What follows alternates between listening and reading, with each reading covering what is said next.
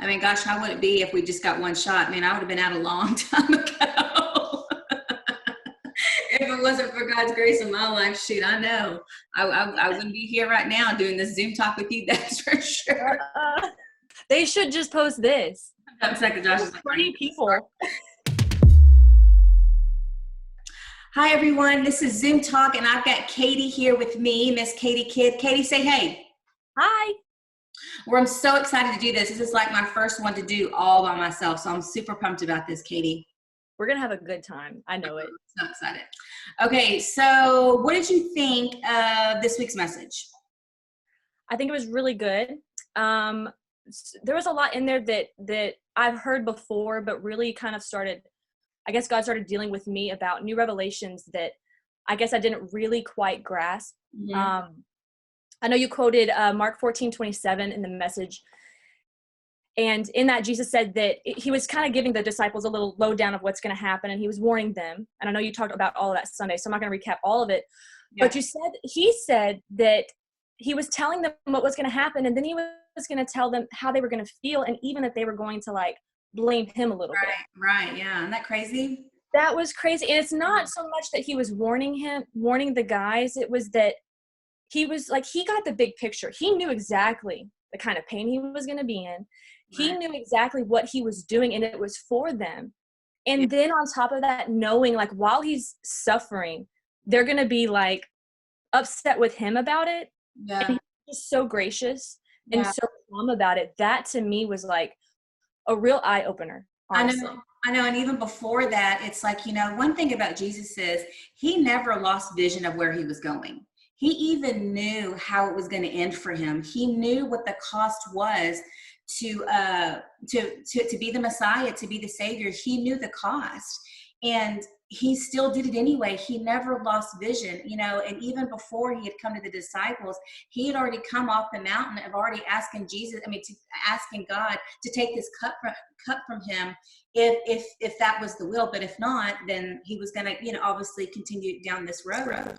And to have these conversations that he did with the disciples the night before it was going to go down, that just blows my mind, and my heart just explodes, because I'm just thinking, I love Jesus. He's amazing, and he's so good. He's just so good. He is, yes. And it blows my mind that he is so patient with us. Yeah. And it really struck a chord with me because, I remember a time, actually kind of recently, honestly, where I've been in that place of frustration with God. Yeah. And when I remember that, when you were talking on Sunday about that example, and then I remember that time, it was like, when I had to humble myself and realize like, no, God had me the whole time. He was protecting me. Right. And when I came to that revelation, it was like, he wasn't like, okay, Katie, I told you to be okay. He was just like he was with the disciples. He was kind, and he understands. Yeah. He understands our struggles. I know that, you guys know our story about us even moving to Texas to begin with. Yeah. But, before we came here, we had been established in Louisiana for, I think it was almost 9 years. Yeah, a long time. Friends, we had we had family there. We had really like built a life for ourselves. Yeah. Yeah. And, I remember Kale telling me one day, he was like, hey, I really need you to pray about what's next. And it was crazy because like God was sending us out. He was sending us to Texas. Yeah. And what was weird is like he was about to get a promotion at work. We had been promoted to a position in church. Mm-hmm. Everything was perfect for us. Yeah. And so, but we obeyed. Yeah. We obeyed. And I feel like the disciples are like that too. Like, they stopped everything. They had lives, they had jobs, they stopped everything to follow Jesus. Yeah. And so we obeyed. And I can remember like we had when we were in Texas, we listened, we did what we were supposed to do. And we were staying faithful to him, and things just weren't working out for us. Yeah. I remember, Kale wasn't getting enough hours at work. And so money was tight. Yeah. And on top of that, we hadn't sold our house in Lafayette. And so we were paying for a house we weren't living in. And you guys know that. Our struggles. But girl, yeah. And I can remember having a conversation with God, and I was just frustrated. And I was like, God, we obeyed. Yeah. We obeyed, and this is not what we envisioned. This is not the picture at all. It's not even close. No, not even close. And I even quoted scripture. I was like, you said if we left houses and lands, like we would be blessed. This is not blessed. Double. Where's the double? Right. I'm in the negative.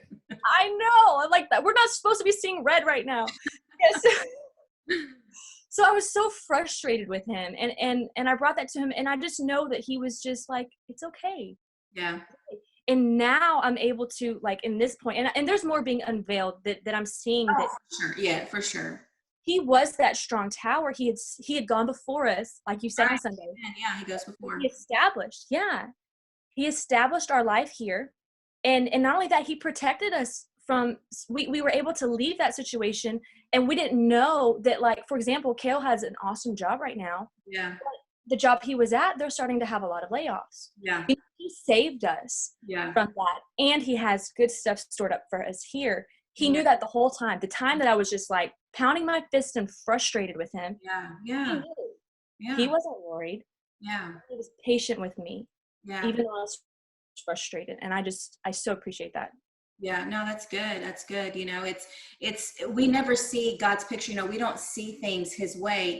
We get stuck in our perspective and what things should look like, and it's so hard. But if we can let go of that, of our idea of the way things should look and our expectations, if we could just really dive into God's way and see it his way, even when things don't match up. Even when the disappointment happens and all the things that we never thought we'd ever walk through happen, still knowing and still believing that he's gone before us and that he has a plan and that he works all things together for our good. But that's easy to preach, and we can get a lot of amens off that. But walking in that, when you're walking through some hard seasons, it is so hard to see that and to feel that he has gone before you. And not only that, but he's walking right next to you and I. That is really hard. Yes, it is. It's hard whenever the tragedy strikes. It's hard to be like, God, like this is not how it's supposed to be. And I think the problem is we obey, and that's good, but we foresee like every step of that journey being a certain way, and when it doesn't match our expectations, like you were just saying, we get frustrated with him. But it's like, you know what? That's not the steps that were going to happen. I know the end result.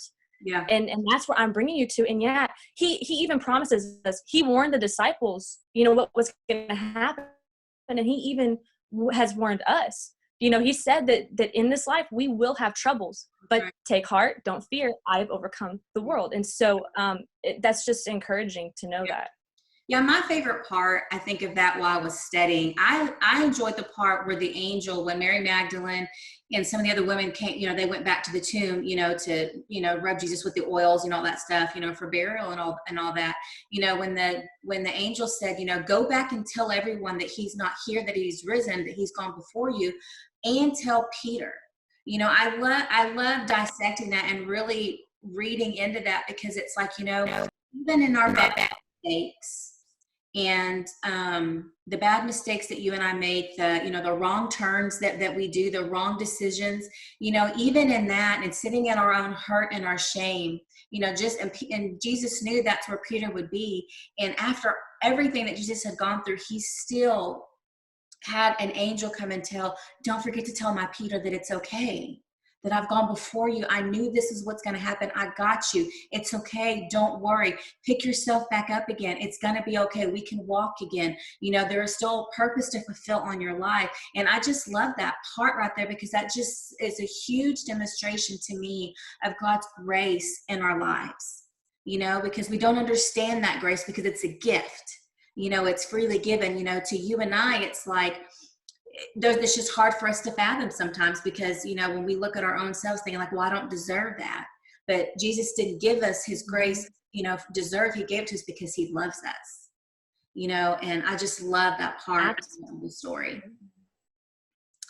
Yes. And I'm so glad that he did call Peter out. Yeah. Sorry. And I'm glad he did call Peter out, because where would the church be if had he just given up?